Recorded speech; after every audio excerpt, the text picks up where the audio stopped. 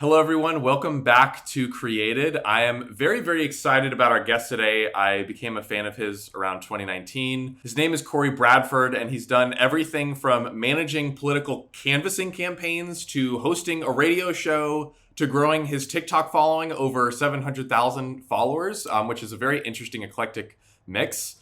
So I'm interested, Cory, how would you describe what you do? Well, thank you for having me on your podcast, and it's incredible that you've been a fan of mine that long because that's literally when I started doing TikToks. Yes. And you've seen the entire thing. Yes. Awesome. So describing what I do. So yeah, basically, I use TikTok as a way to entertain, mostly using content about history. So I started out on TikTok. I was doing stand-up at the time. And people that just kept telling me over and over again, you need to get on TikTok, you need to get on TikTok. And I said, okay. And so finally I got on there. And at first I was just doing just basic comedic skits about stuff that interests me. And then I remember one time I did this skit about the Bill of Rights, the first 10 amendments in the Constitution. And it just blew up. It got 1 million views in 2 days. And I had never had that kind of reception on something. So the next day I did a World War II recap video. And that's probably one that you're familiar with because that one got 17 million views. And then from that point forward, I was like, okay, well, seems like they like the history stuff. So that's been a thing that I've been interested in for a long time. So I just kept doing that. I just developed my page into a history satire page, and I've been doing that for, like you said, almost 3 years now. And I'm still surprised every single day when I wake up and see how many followers I got on there because I just can't believe it. I don't understand it. It's insane. But it still doesn't make any sense to me. But I enjoy it, and I appreciate all my fans. And yeah, basically I just use TikTok to teach about history, but to do it in an entertaining way. And you mentioned something really quickly there. You did stand-up. Tell me about that. Yeah. We did not find that in our research. Oh, really? Yeah, because your research was super accurate, by the way. That was all correct. Surprised you had that much info on me, but no. Stand-up was I was actually in between campaigns. It was 2019. I was working in retail or something at the time, and I had aspirations to do stand-up ever since I was maybe in my early 20s. I wanted to do it for a long time. At the time I was 27. And I was I'm just going to do this. So I was living very close to Atlanta at the time, Atlanta, Georgia. And they had a few open mic nights. And I just started going up on stage and just doing it. And I would always say when it comes to me and stand-up, I was always I was never great, but I was never terrible either. There would always be 12, maybe 15 people doing open mic. I was always ranked number 6 in that 15. I was always right in the middle. I was never the best person in the room, but I always got laughs, so that was cool. And so I was doing that for a while, and then the pandemic hit, and all the open mic clubs just shut down pretty much overnight. So I wasn't able to do that much anymore, and that's when I was able to kind of focus even more on TikTok during that time period. And I'm curious, because it's I would imagine it's so different creating for this audience that sees it retroactively versus getting that instant feedback. I'm curious, did you take any big takeaways from doing stand up live in an audience that could eat you up if they wanted to? Yeah. Yeah. Oh, yeah. I mean, it really just trains you to know your material and do it in a way where you don't with TikTok, I can take as many takes as I need to make this video good. Whereas with stand-up, if I come in soft or I don't have a good joke at the beginning, then the rest of the thing is going to go downhill. So it really just trains you to just know your material and do it well the first time around. And so now what I think it helps me with is when I do TikToks, I generally, unless I'm just flustered that day, I generally don't do a lot of takes. I can usually get it done with whatever scene I'm doing. I can usually do it in 1 or 2 takes because I've had that training from stand-up to where you don't get a chance to redo this. You just kind of have to do it. And it also trains you on improv skills and things like that, just doing something on the fly and just throwing something in there that you may have not thought about, but it's in the moment and oh, that's funnier, so let's do that. So I think it definitely trains you. I think it definitely translates well. I don't think you have to be good at stand-up to be a good TikToker, but it definitely helps. That's awesome. I'm going to have to try that for myself then. So now, Cory, you've, as John said, you've worked in politics. We know that you've had the radio show, you're in TikTok, everything else. I'm curious, can you give us a little bit of background on how you landed in this fusion of politics and media and really pushing yourself out and your voice out to the public? That's a great question. It's so weird. My entire life, or at least along my entire adult life, I've always had this weird like back and forth between like entertainment and politics. And honestly, I prefer entertainment. I don't really care for politics, but it's just something that I was interested in as a really young age, and I just somehow like slipped up into getting a job in it. So basically, my background is when I got out of high school, I went to film school. I went to film school for like 2.5 years, got a degree in it, like an associate's degree in it, which isn't very useful, but did it anyway. And was my long-term goal. My long-term goal was always to become like a screenwriter, a director, filmmaker, that kind of thing. And got out of film school and realized like you just can't like do that. Like that takes like a long time to actually become. So I was in film school in California. And then I moved back to my home state of Alabama, was there for a couple of years, and just said, you know what, I need to do something with this degree. So one of the first jobs I had in media was I like self-produced a cable access talk show. And I thought, well, what do I know the most about? And I know a good bit about politics even at that time. So I basically made it about the local politics of the town I was living in Alabama at the time, and did that cable access show. Did it for only like 4 or 5 months.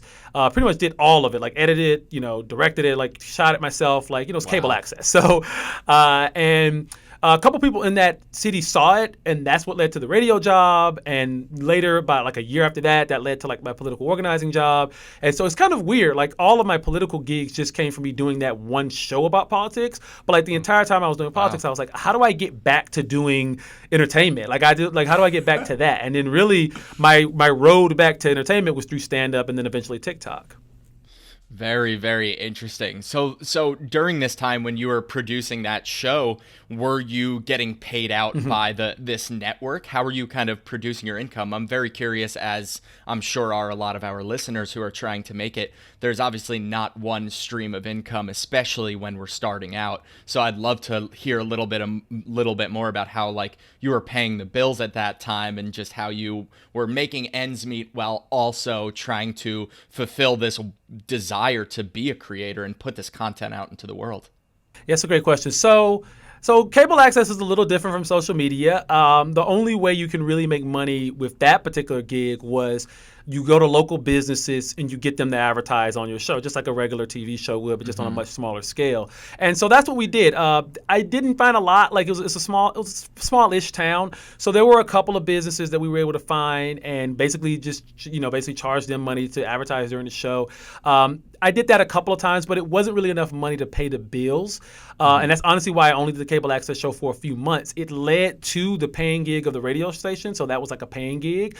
But the cable access show itself didn't make a whole lot of money doing that. So that's one of the reasons I only did that for like 4 or 5 months. But that's one way to make money doing that particular thing. Very interesting. Love that. That's really great insight. And now at this time or in the future, you started working with Terra Strategies, correct? Yeah. And would you guys had a lot of great information here. Yeah, that's very correct. We try our best. So it seems that at that time, that was kind of when you started to get way deeper into this political sphere. So from what you were saying earlier, it sounds like you wanted to put out content, you knew you wanted to be doing something in media, and you found this niche of politics. Did that drive and direction with Terra Media push you that way? Or did you find yourself already kind of going in that direction and this Terra Strategies gig was really just reaffirming that? That's really interesting. I never really thought about it. When I was doing that gig, I was kind of putting the content creation to the side for a little bit and just focusing on that, because how I got that job was the first campaign I worked on was in my home state, and it was a campaign that I really cared about. And I didn't really think that was going to lead to any other work. It was like a temporary thing. Like campaign work is very seasonal. It's only during that time. And so when that ended, I thought, okay, that was cool. I'll do something else now. And then they called me back to say, well, we'd like you to work on more campaigns. And so that's what I did. I worked on multiple campaigns. I started traveling for them with like Chicago, St. Louis, Memphis, all these different places doing that work. And it was interesting. But as far as like how it related to media, I think what it did was it gave me a lot of experiences that would prepare me for instance, the way I do TikToks, the way I talk about politics. I'm very independent now, very nonpartisan now, and a lot of that was reinforced by a lot of the things I saw working in politics. And like before that, when I was working in radio, I was working for a Fox News radio station. So I went from working for like a very extreme radio station on one side to when I was working politics, I was mostly working for Democratic campaigns. So it's like I saw like both sides of the spectrum, and I didn't really care for either one like that much, and so was wanting to do something something much more independent, but having that knowledge about both sides, I think that informed me a lot on how I did my TikToks and how I did my stand-up. It was like having that understanding of both it really helped me. It really helped me with my satire for sure. I'm just very curious with my TikTok process. Like we just like find stories on the internet, and like it's very very simple, like common denominator stuff. I'm curious how all of those experiences and you learning how TikTok works has like, what is your creative process for TikTok basically? Like how do you sit down and think like, okay, how am I going to do like the Bay of Pigs and like make it understandable and like make it funny and entertaining in less than 60 seconds? Like how have you distilled all of what you just talked about into like your creative process for TikTok? Man, that's a great question. And that's a question I get asked a lot by just people in general. Like people have messaged me on TikTok and like, how do you do this? So like basically it started out like the first few history videos I did were things that I just knew a lot about, just from being a kid, reading a lot of books about these things, watching documentaries about these things.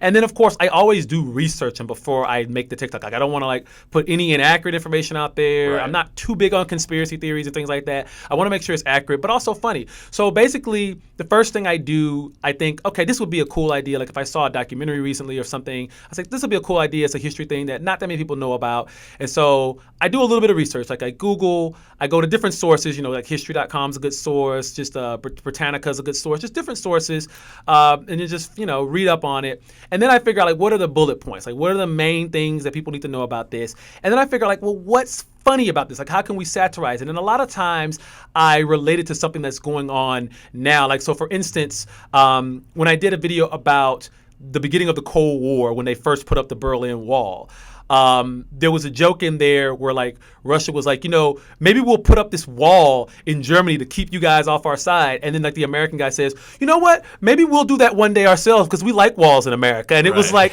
a satire on like what was going on in America at the time. Yeah. And that joke kind of like reels like if a kid's listening to it, he's like, oh, I get it. That's like an interesting joke that the kid will get because like they understand what's going on now, but it like relates history to today, which I think is very important to like show the parallels between like what's going on today with what happened a long time ago. And so, yeah, just thinking of jokes that can like be in there to kind of like play on like what's going on today versus what happened then. And then just doing it. Like originally, like you said, TikTok had like a 60-second limitation, and that really helped me as an editor and just like making sure that it was as funny as possible. Because I used to just shoot way too much, and then I had to figure out like how can I edit this down into just 60 seconds. And I really enjoyed the 60-second limitation. I hated it at first, but I think it really made me funnier and it made my videos better because it was like I have to only put the highlights in here. So I thought that was a really cool aspect of TikTok. Love that. And now I'm curious, now that we're speaking about all of your TikTok content, you obviously, like you said, you are really into the political and historical. I feel like the political satire kind of speaks for itself, but I'm curious, how did you find your way into doing this historical content? And when you started to explore this deeper, like you said, your first one that kind of took off got 1 million plus, and it seems like since that moment you've kind of followed in that same niche. Did you find that this was maybe an undercovered niche that people were interested in? How did you find that this was kind of where you needed to be spending your time and energy? Well, yeah, I think a lot of what TikTok is just taking feedback based off of like how many views you get on something or what people are saying about something. And like I said, I was doing comedic skits that were funny, and I was getting like maybe 80,000 views, 100,000 views, which was great because I had never seen that kind of reception before.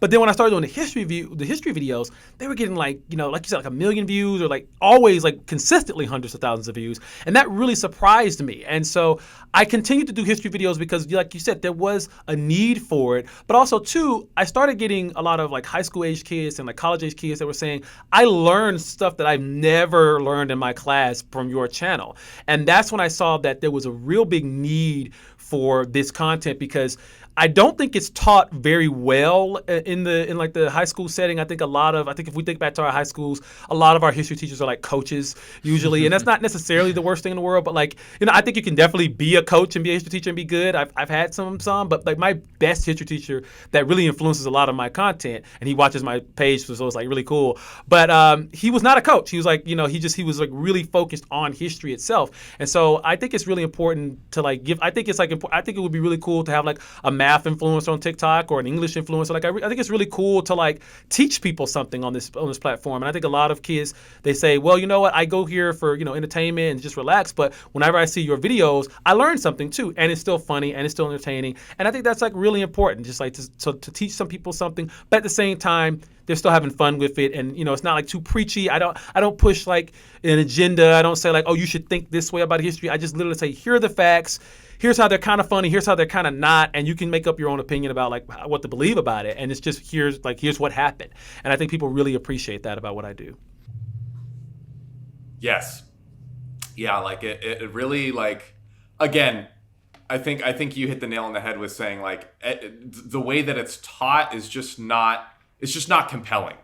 So the fact that it's like in a way, it's told in a way that we can understand and that we actually enjoy, and therefore it's like, okay, this is so much more digestible, and I took so much more away from this 60-second clip than like an entire course or whatever that I took in high school or college. And so I wanted to talk a little bit of shop on TikTok real quick. So. I kind of had a similar experience. Basically, like our first TikTok that we posted, like it got like 24 views in the first like day, and then it got like 400,000 views like right after that. So it was really big, but you kind of hit this point where there's all these like intricacies in TikTok where like, okay, they'll change and the views will fluctuate and things like that. I'm curious, like one thing that I found that was really interesting, we do mostly 3-minute videos, and we found that people that watch like 20% or more, those almost always go viral. I'm curious, in your like specific niche with like skits and history, have you found any like specific, like whether it's like a metric or just kind of like deep intricacies of TikTok that you've learned to help kind of stay at that level where you're still producing the metrics that TikTok gave you like in the early days? That's so interesting when you compare like the 60-second video to now the fact that we can do 3-minute videos. It's really weird because I always thought when they gave me the 3-minute, expansion, I was like, oh no, they should have done that, because now I'm just going to do 3-minute videos all the time because I can say so much more about these events. And then I started doing that. And at first I thought, well, they're probably not going to get as many views because that's so much longer. But it was like you said, it was the opposite. Whenever I would do a 3-minute video, those were the ones that were starting to go viral. One that really surprised me, it was one of my earlier 3-minute videos. I did one on Guatemala. Like there was a bunch of CIA activity in Guatemala. I remember that one. And I thought this is super niche. This will get like, if this gets 100,000 views, I'll be happy. I was like, I thought it would get like 40 or 50,000 views. I didn't think it would get that much. And then like within a couple of days, it was like knocking on 1 million views, and I was so surprised by that. And a lot of I've recently done some on Afghanistan, because when that whole situation with that happened last year, a lot of people were interested. Well, how did we get there? So I did some on the history of Afghanistan and things like that. And again, those videos were right at 3 minutes, and they like 2 million plus views. And so I think the whole thing about the metrics are, there's this idea that if you do a 3-minute video, it's not going to get as popular because it's so much longer and people come there for short content. But I think, like you said, your page defies this and mine as well. Like, if you do it right and you give like great content, people want to see more. Like people want to get more out of it rather than less. And I think it's all about having a really interesting subject, because I have done some 3-minute videos where the subject just was a little too niche and it didn't really get the kind of views I wanted. Mm-hmm. But generally speaking, most of my 3-minute videos actually do better than some of my videos that are a little shorter, especially these days. It's almost like I'm expected to do 3-minute videos at this point. And so, yeah, I feel like when it comes to just the metrics of like what gets popular and what doesn't, it really depends on subject matter. I don't think it's really about time length as much, because you can obviously do like a 20-second video, and if it's funny as heck and it's got like a viral song in it, it'll probably get like a lot of views. But you can also do that with 3 minutes if you just use those 3 minutes economically and you're just funny and entertaining and engaging the entire time. So I think it's really about like subject matter, content. That's what really you have to focus on as far as like what goes viral. Pay attention to, what people liked, what people didn't like, and then, if people liked it, keep doing that. If people didn't like it, you can still do it, but just understand it's probably not going to get as many views, Now, here's the real question. I don't know if you saw, but they released a 10-minute feature. Are we going to see a 10-minute This Is Cory video? Are we going to get it? I saw, maybe one, but I saw that and I didn't like it. I don't think that's a good idea. I think 10 minutes is just a bit too long. Maybe 5. I would maybe be okay with 5. Yeah. I feel like 10 minutes is super long. I don't see the average TikTok user sitting down for a 10-minute TikTok video. That's like YouTube level content. I think that's going to really open up the door for people to just do stuff that's not as good because they just have too much time to play with. Like I said before, I think the original limitation of 1 minute really trained you to be as good as possible in a really short time period. 3 is okay. I like the 3-minute expansion. I think that's like enough though. I don't think you need much more than like 3 minutes. I would maybe be okay with 5, but 10 is like excessive to me. I don't. If I had a 10-minute video, I would do so much. It would just be ridiculous. I feel like it would be better to just cut it up in like a part 1, part 2, so it's more digestible. Yeah. Like I don't see myself doing a whole lot of 10-minute videos on TikTok. Yeah, it'll be interesting. I mean, like this happens all the time where they like launch a new feature and sometimes people hate it and then they just keep hating it until it goes away or whatever. Then until it goes away. And then sometimes like I remember when like the algorithmic news feed of like Facebook came out and everyone hated it, and now it's like no one even cares. It's the main thing you know it for. And it's done the damage that it's done. So yeah, it'll be it'll be interesting to see how that plays out. But kind of transitioning out of TikTok a little bit, I'm curious, like, so we talked about how stand-up has influenced how you create content, how the 60-second thing really kind of like trained you. Now you're, getting in, you've launched your new show, Lost Debate. I'm curious more generally, how has like creating for TikTok changed the way that you look at like creating media in general, even outside of like the 60-second, 3-minute format? Oh, great question. So yeah, TikTok just kind of trains you to be very aware of how people react to the content you're making. I think, like, if you go back many years ago when people were like making TV shows or something, like, you could do like a focus group or, get word of mouth, but they really had no way other than just pure ratings to judge how people thought about the content that they were making. Like, if it went up or down in ratings, that was a very basic metric, but that doesn't inform you on like how people think about what you're doing. With TikTok, there's the comment section and like, views and like all these different engagement messages you get, and it gives you like this insight of how people feel about the content you're making, what it makes them think about, if they like it, if they dislike it, because something could be really popular for the wrong reasons. Something could be like super enormously popular, but it's like not a good thing that's popular. There's a lot of things that go viral for the wrong reasons. And so I think translating that to what I do now with Lost Debate, which is this podcast, it's like a news-based podcast that I do here in New York. And with this, it's like really thinking about how to take the feedback that you get from your audience and incorporate it in the show. Because like when we first started doing this podcast, like I'm not a journalist by education or by trade. Like this is something I've had to learn how to do, like how to like intake the news and distill it and turn it into something digestible for the average listener. And so I wasn't really good at it at first. Like I wasn't really good at journalism. I'm used to like doing comedy and like, just short little videos. And so it took us a while to kind of like take the feedback that we were getting from people like on YouTube and stuff like that, and then saying, okay, well, how can we do this better? How can we do that? And I think originally a lot of people would be very resistant to taking that feedback. They'd be like, oh, who cares what they think? We're making it. But you have to be really receptive of that, and you have to be very mindful of how people feel about your content. And it made us make adjustments to our show, where it's like, for instance, at the beginning of our show, it was just me and a guy named Ravi Gupta who started this company. And we found very quickly that our show was called Lost Debate, but we weren't really debating each other. We were just like talking about the news, but we weren't really having like any debates. So we added a third cast member, Ricky, who's like politically a little different from us, and it creates more interesting conversations, and that was like based off a lot of feedback that we were getting from people. And so I think TikTok has really taught me to be receptive to feedback, to be like open to it. Like don't like sometimes of course you'll get trolls, you'll get people that just like say crazy stuff, but a lot of times when I get feedback on TikTok, it's constructive. It's so weird to me. Like you would think that TikTok would be this place where like you're getting all these trolls and stuff, but I would say 80 to 90% of the comments and messages I get are very like constructive and helpful feedback, and a lot of it's just like people like liking what I do. But a lot of it, when someone does have a problem with a video, they'll say, the problem I had with this video is this. And it's something where I have like, that was actually a specific thing that I can actually say is valid. Like it was a valid criticism. So I really like that about TikTok. And it's strange to me. Like you would think it wouldn't be like that, but it's really interesting, the feedback that you get there. for anybody Yeah, for creating sure. any type of content. I mean, it's interesting you saying that you don't have a journalism education. It's I have a journalism background, so hearing you speak about all the things that you speak about, and even the way that you go about how you obtain your information and listen to the feedback, it is very much in a journalistic mindset. So I love that and really appreciate how you carry yourself out. It's great. But transitioning over to Lost Debate, I would love to hear a little bit about a little more background on that and know what the wake-up call was to start that. Like, was it through your TikToks? Did you kind of see yourself wanting to do something like this when you were producing this radio show way back in the day? Like, what was that call to action? So great question. So Lost Debate was actually started and founded by Ravi Gupta. He's based here in New York. He's a former educator. He's done like political organizing work and stuff like that before. And his main goal with this company was there was so much polarizing media when it came to news, when it came to politics.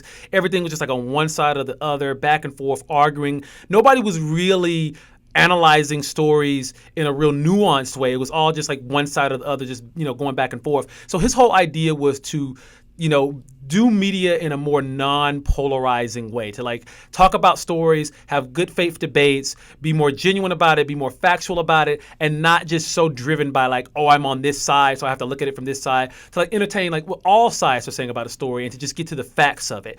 And I mean, I know there's a lot of companies out there trying to do that, but a lot of them just either end up being like C-SPAN, where it's just kind of boring, or they end up, eventually going to one side or the other because they kind of get pushed into that side by whatever their fan base is.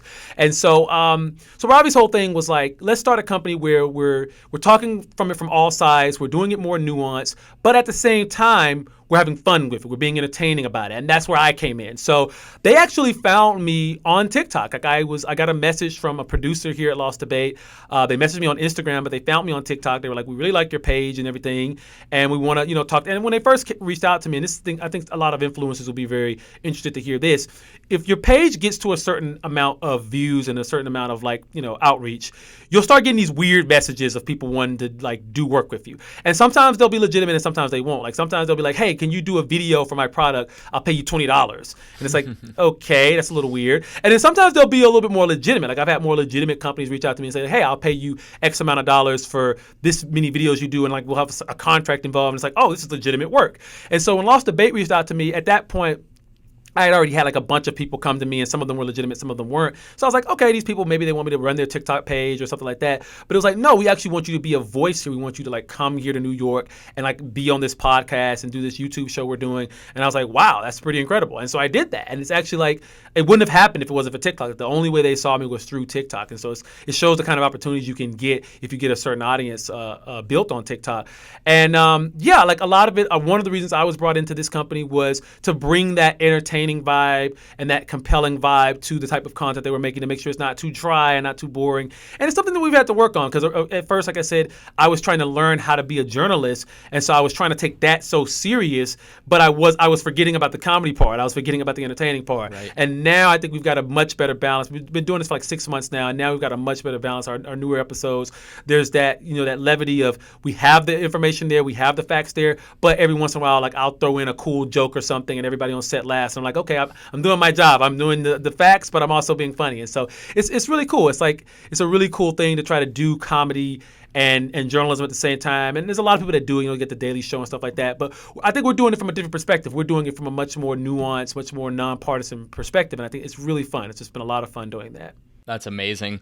And how do you find that, like, your background in TikTok and really narrowing down this content into the niche that you want it? How do you find that past experience affects what you're doing with Lost Debate?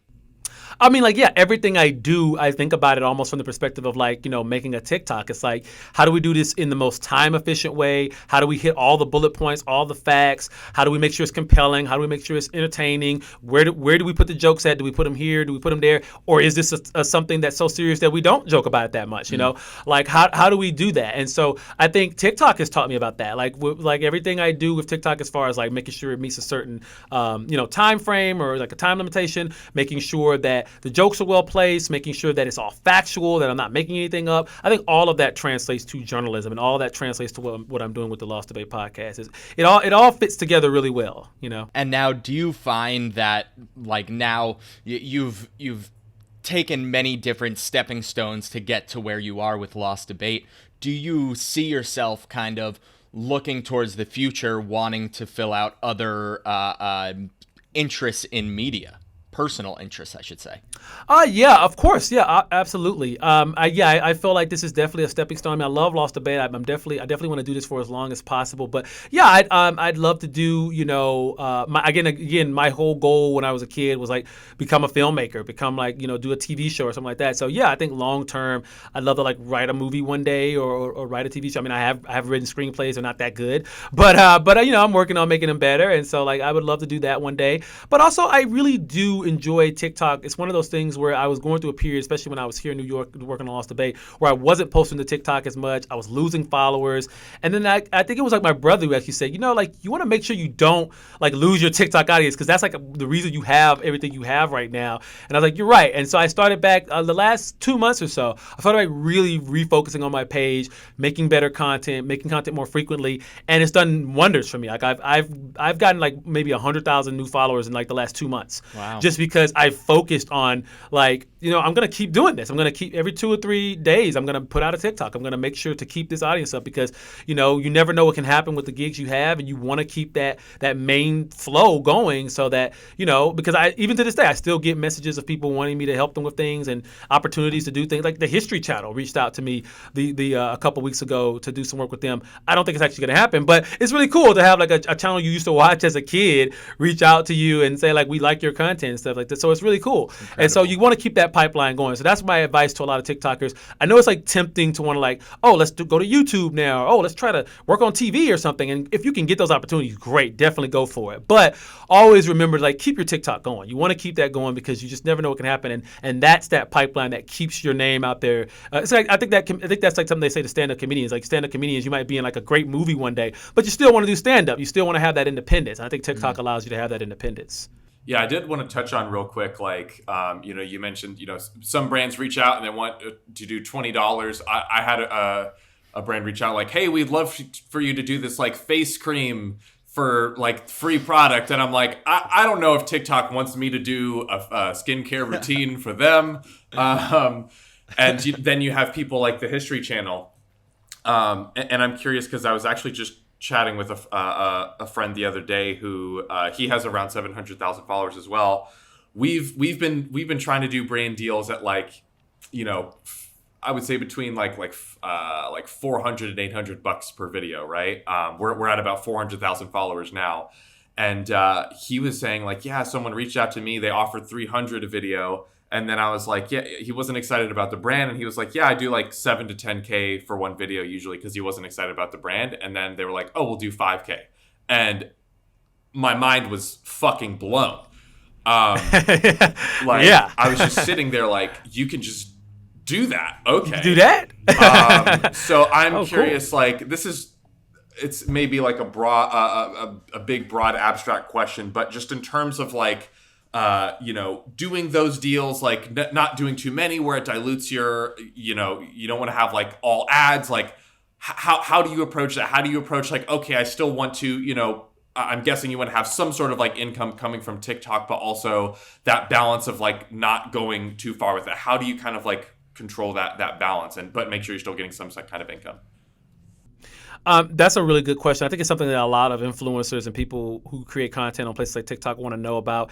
So for me, it's been really weird because I don't think I've ever, you know, like Lost Debate's a little different because it's like a job. Whereas I don't think I've ever I've had a couple companies reach out to me like to do sponsorships for them. The first one that actually reached out to me was a company that they basically made clippers specifically for for man parts, basically to be sure. Yeah, and I was like, that's cool, that's an interesting product, doesn't really go in the direction of the type of content I do. Yeah. And I remember we just like couldn't, so I was like, I don't I don't know about that. And so I was trying to think of like different videos I would do for that. And then I was like, we were talking about price and stuff. And I gave them my price. I was like, this is something I'm not really my things. So I think I said, I'll do the video for like $2,000. And they were like, nah, that's a little bit too much. And they were like offering me like really low prices. I was like, it's not enough for me.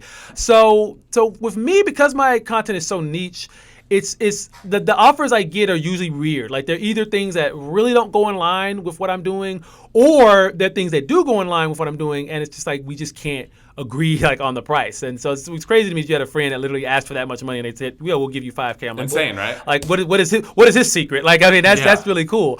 But yeah, my experience with monetizing my TikTok has always been a company will reach out to me and they'll want me to do videos for their company, and they'll like pay me a certain amount for those videos, and it'll be like an extended contract thing. And it's usually like making videos specifically for them, whereas a lot of people get people that like doing a video for a product and then putting it on your TikTok channel. Right. I don't think I've actually ever done that. And I'm always very weary about that because I don't want my followers to feel like I'm selling them something, especially because like it would be different if I was the type of influencer that had a channel where I was like building something or doing makeup or something like that, where it's like, okay, this product helps me with my job. But because my thing is like solely information, I don't want to like feel like I'm selling information. I feel like information should be free. Yeah. And so because of that, it's really weird. Like I've been very hesitant to like ever try to sell a product on my page. And I've been able to monetize my TikTok in other ways. Like you said, like getting gigs, doing videos for other people just because they like my style, but it's for their page. So it's not like my page isn't getting saturated with what they're doing. I'm doing some external stuff for them. Mm-hmm. And so that's the way I've been able to monetize it. So, but I think everybody has to pick their way. I mean, it depends on the style of the style you're doing. If you're just doing straight comedy or something like that, then yeah, take those sponsorship deals. Like they can be very lucrative, and they can also get you a whole nother audience. But you also have to be careful because sometimes your audience will look at that and like selling out, or like you're doing something to just sell a product instead of like being entertaining. So you have to be really careful about it. It's a real thin line, or I should say a real fine line. You have to walk with that. 100%. And honestly, that's why we have these conversations, because I think people going into like content and media think like, oh, I get a big following, I promote Manscaped, and then I make a bunch of money, right? But like, honestly, most often the case, like I mentioned before this call, the Yes Theory podcast that Luke worked on, that came about because we interviewed two people on this podcast, and then like 6 months later, they were like, oh, would you like to produce the show? So I think like, and similar to your story of like Lost Debate reached out to you after seeing your TikTok, right? So I'm really glad that we were able to get your perspective, because I think one of the most looked over things is that like, it's not necessarily the like direct ad, it's the opportunities that could come out of the content you create and like the brand that you build for yourself. Yeah, absolutely. It's all about those opportunities, and those opportunities are hard to come by, and it really does depend on your fan base and your audience and what type of content you're doing. But those opportunities are way more lucrative than just like that one ad that might pay you a couple $100s for just that one video, versus a company that will literally hire you to do videos and you're getting a salary doing it. So it's definitely everybody has their different path, but it's definitely a huge difference in those types of opportunities. Yeah. So as to kind of close things out, I'm curious, we touched a little bit on it, but where do you see yourself in the next like 5 to 10 years? Do you want to build like your own kind of like media brand? Do you still want to stay more of like an independent person doing like different shows like Lost Debate? Like where do you see you and your like brand growing over the next 5 to 10 years? That's such an interesting question, because it is weird that I even have a brand to begin with, because I've always seen myself as kind of a behind the scenes guy. Like I love to write. Like I think when you listen and watch my TikToks, the writing is one of the things that sticks out the most. I love to write, and I always saw myself as like, I'll be a writer, I'll be a producer, I kind of be behind the closed doors. But it's now that I do TikTok, it's like I'm the face of this, and it is like I do have this sort of brand that's like been built around me, and it's still weird. That's still something that I'm still trying to comprehend and trying to figure out. As far as where I take that and what I do with it, I don't know. It's kind of like there's a lot of different avenues that I could take. Like I could see myself just building this brand up higher and then like turning it into like a big YouTube show or a big TV show. Like I could totally see. I've had so many people like in my comments say like, you need to just do like a drunk history type show, or you need to do like an actual TV show and things like that.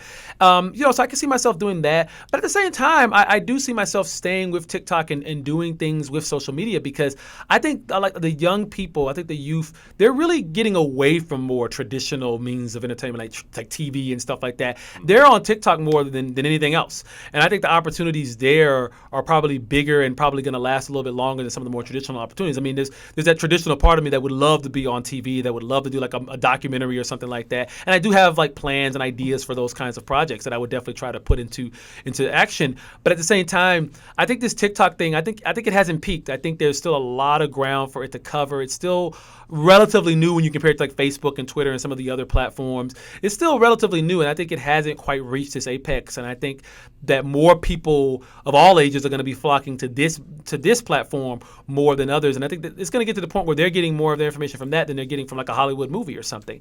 And who knows what type of opportunities that will allow people to have as far as like having their voice be heard. So I'm definitely interested in seeing where TikTok goes. But yeah, I definitely one day see myself, doing documentary work, doing maybe a TV show or something like on that bigger scale, and just seeing where it goes, just seeing what I can do with it.